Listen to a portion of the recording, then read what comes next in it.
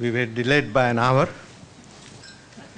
and Mr. Radhan has taken 20 more minutes, so I will be very brief. So, I think... No, but he has covered the ground so that all of us can be very brief. And I will just point out few very simple issues. One is that we all know that clearly private investment is needed because infrastructure requires large investment, and no government in the South Asia has the resources to put all the investment in it. Many infrastructure projects have long life. They require substantial lumpy investment. Their functioning and profitability depend on the kind of network. So it's not just their own, but other people's actions also affect their performance and their profitability. And in this sector, therefore, one needs a regulator which makes sure that there is a certain degree of level playing field, a policy framework which is transparent, which also makes sure that there is a fairness in the whole system. And if you look at the various sectors, we can easily see where the problem arises.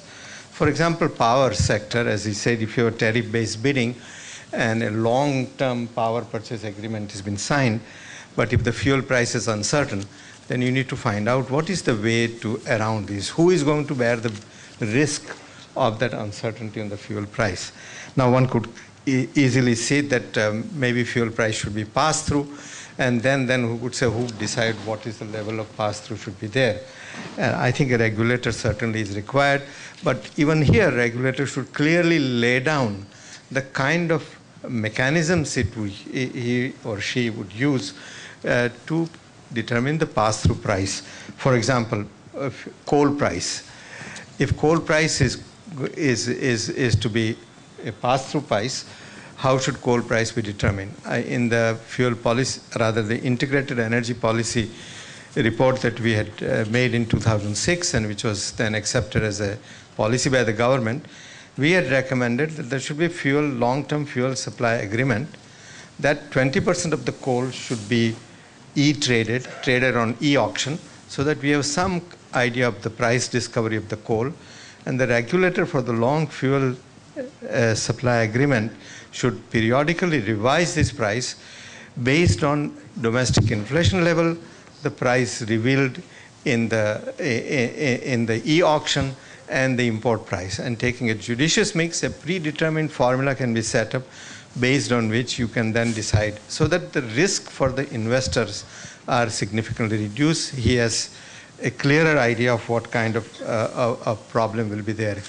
In power sector, we also, another thing, we have said let's have merchant power plants which do not have necessarily this problem of long-term fuel supply or power purchase agreement. In that case, they face a different kind of a risk. They have faced the risk of a wheeling tariff, how is it going to be charged, the transmission line, and they face certain degree of market risk. In all these, it is clear that we need a clear policy and we need regulators whose functioning is also transparent. If you go to oil and gas block, we have had this NELP. Under that, we have had this bidding program in which a certain degree of production sharing, or one could say it's a royalty base, but this was bid out, and the level at which it will be shared was the item of bidding. But then there was a catch there which says after you have recovered your cost, the production sharing will begin. And there comes the catch that really how is this cost could be determined or regulated. It will provide a huge incentive to the investor for gold plating. On the other hand, so we again need a transparent policy, a regulator who should say how these costs are going to be determined. Maybe we can take people into confidence by saying what the international costs are, what is the kind of problem, so that the whole system becomes transparent and clear. And here again we can see that regulation becomes very, very, very clear. If you look at the transmission and pipeline construction, there the problem arises that a particular bidder who wants to build a particular pipeline, he has a certain idea of use. From a longer term perspective, you want certain excess capacity in that line. And then the question comes, who will bear the burden of that additional cost of that excess capacity?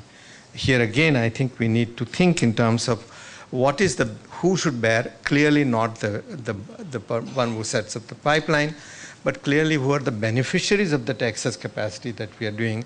And we need to design mechanisms and analytical tools as well as clear policy guidelines through which regulators can say, okay, this is what you're going to bid, but this is what we are going to permit you in terms of tariff and so on, so that and the future beneficiaries would contribute towards this. I think all of these require clear regulatory instructions. I think if you go to the renewables, there is also a huge scope for regulators, because here it's a whole structure of the sector is very different than what we have been used to. We are thinking of small distributed generators. We have thought of in the solar power sector, for example, reverse bidding for what feed-in tariff people want. Of course, that does create other kind of issues as to if you bid too low, are you able to have a closure, a financial closure is possible or not. And that here one needs to develop new tools by which we can get the benefit of competition, and yet at the same time we can promote a lot of investment in this. Whether a renewable portfolio obligation is the best way to do it, whether we should have a golden carrot type of arrangement for spreading some of the technologies. For example, we were discussing why aren't we using solar water heaters. Now, my perception has been that it's because they've not spread largely in the country, because we have gone through the process of subsidizing these. And when you give a lot of subsidy to the manufacturers, have no incentive to cut down the cost or improve technologies. At the last DIREC, the Delhi Renewable Energy International Conference last year, there were stalls in the exhibition where the Indian manufacturers were selling water heaters, 100-liter water heaters for your home at 20,000 rupees per unit. And next to it were Chinese water heater manufacturers offering it at $99 per unit. So you can see really what competition is needed, what is the problem here with our water heater manufacturers. One can, for example, understand why the Chinese have done so well. They have huge scale. They went ahead with very large manufacturing capacities. They developed these tubes, vacuum tubes, which then can be just assembled to put something together.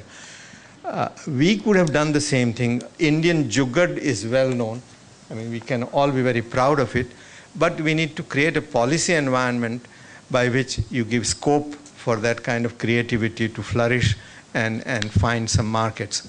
For example, we could have said, okay, we are offering so many crores of rupees, and that could be a very large amount, to anyone who first sells commercially 100,000 water heaters by such and such a date. So then we can do it. We don't have to worry about what the cost is, what the price is. As long as he installs 100,000 units, we can have an independent sample survey regulator who verifies that this has been done, and then give him 10,000, 20,000 crores or whatever you want to give him as an incentive, but not give him upfront, but only after delivering of a large amount of performance. I think we need to have some creative policies, and we need really imaginative regulators. Thank you.